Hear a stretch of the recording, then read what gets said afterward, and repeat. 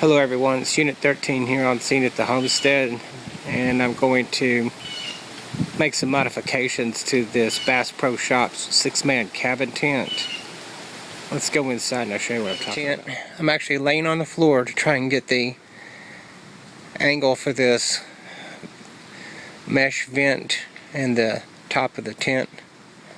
What I plan on doing with that one and this one here is, let me turn this around a little bit. That'll be better to see this one because it's smaller. I've got some clear vinyl that I'm going to sew Velcro on. Then I'm going to sew a Velcro clip, a Velcro strip down this here, around this edge. Then I'll seam seal it. Then I'll be able to put that plastic on the roof here. I'm going to put it on the outside so it won't droop down. That way I can avoid having to put a piece of Velcro here, and it'll be covered by the fly anyway. But I'm still going to seam seal it and put it on the outside. And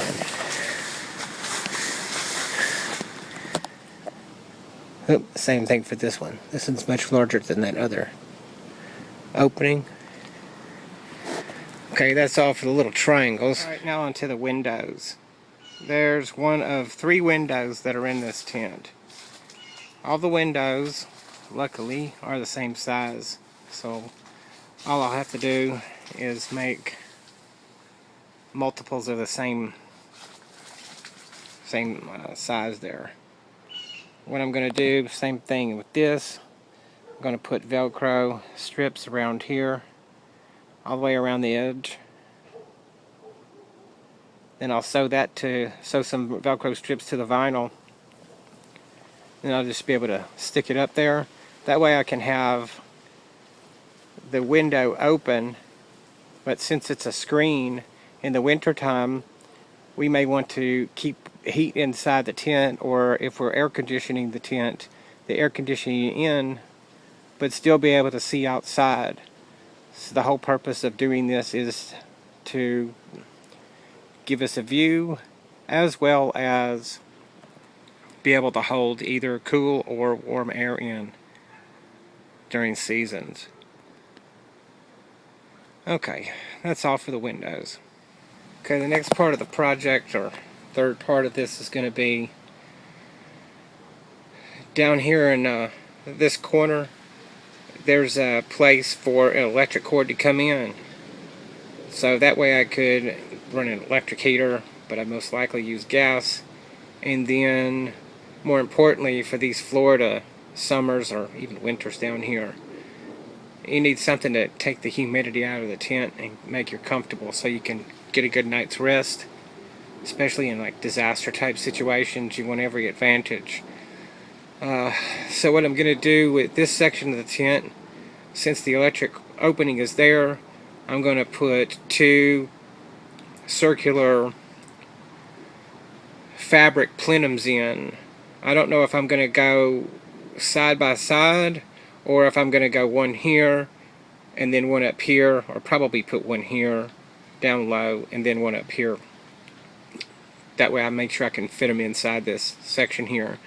That will allow me to have an intake and an exit. I don't know, I forgot what that's called, but a way to vent the exhaust off of one of those portable air conditioners. That way we have a way for air to come in and a way for hot air to go out. So if you've ever used one of those air conditioners with just a single vent, it's not a dual vent or dual hose air conditioner, I should say, it will, because it's recirculating the air inside the tent, if the tent's sealed really well, it'll start collapsing the tent. Maybe I'll shoot a video of that, I'm not sure, but you have to have something where the air can come in, something where the air can exhaust out. So that's what I'm going to do with this section here. Okay, go back outside. It's going to take approximately, I'm going to say there's 5 openings, So it will take at least 6 days to complete this project. Because once the Velcro is sewn around each of the openings and I seam seal it, each section will require 24 hours dry time before I actually can move on to the next section. Otherwise, if it's not left to dry long enough, that seam seal will start sticking to other parts of the tent. And that's the last thing I'm going to have happen. So that seam seal procedure will take 5 days, and then I think it'll take me an entire day to go through and do all of the sewing, just because it's not easy to have a finished piece like the entire tent and then try to maneuver this through a sewing machine. But we'll see how long it takes. I'm going to time myself. Okay, that's enough for this section here. Next time you see me, we're going to be working on making the parts for the tent, and then we'll move from templates to cutting material, and then the sewing section, and then finally the finished product. Here's my 2 sliding closet doors laid across the countertops in the kitchen there. Improvised workbench. It's the only way I could get enough surface area in the house that we currently reside in to work on these large pieces of cardboard and the templates that are required to mark accurate lines on the tent themselves, and then the pieces of vinyl that will be cut. It took 2 people in most cases to accurately lay this out.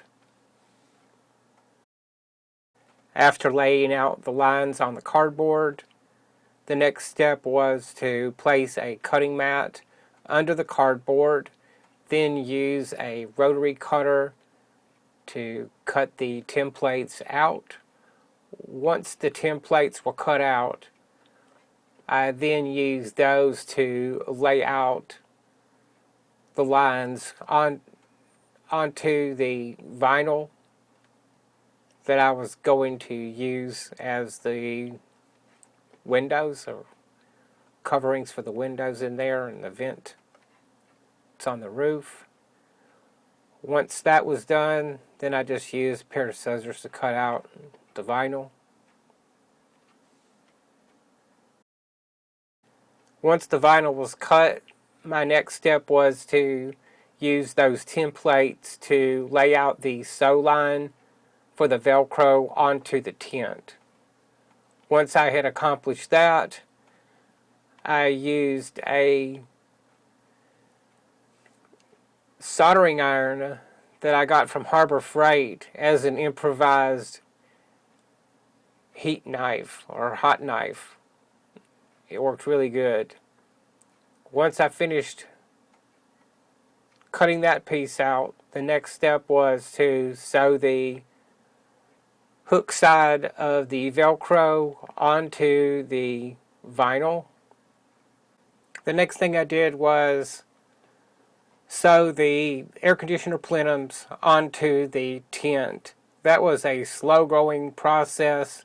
I was only able to sew about 1.5 inches at a time, and then I had to move quite a bit of material through the arm of the machine.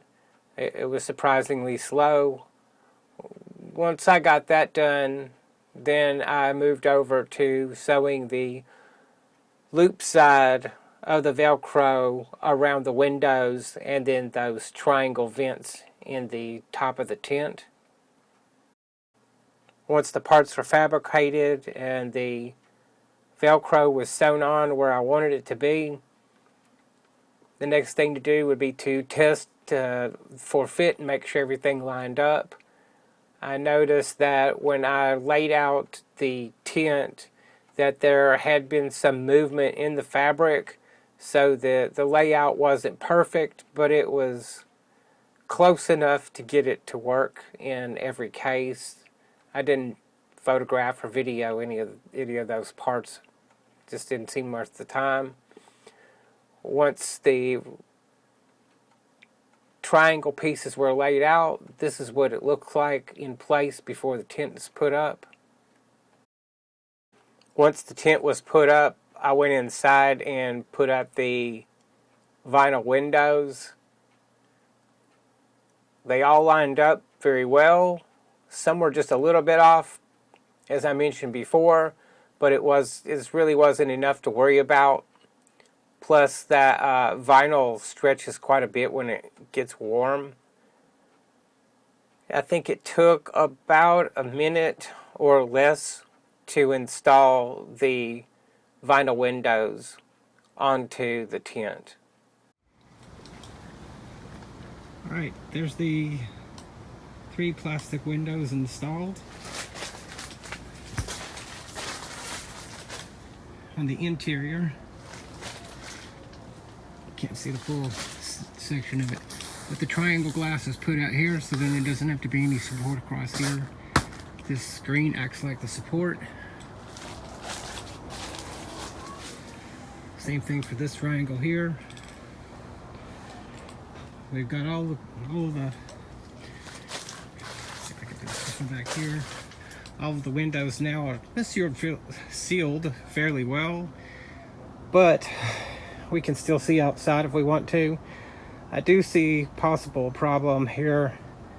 If it rains, it might pull up here and then leak inside the tent, but if it's starting to rain heavily, I'll just take and just zip these up here to prevent the rain from coming in.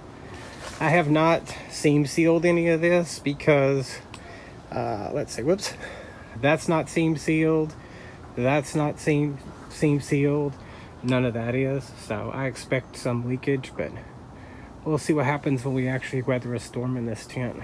Okay, going outside. I'm not going to start outside, I'm going to start right here inside. These are the 2 air conditioner plenums, or tubes, whatever you want to call them, that I sewed in here. I'll go around here on the outside.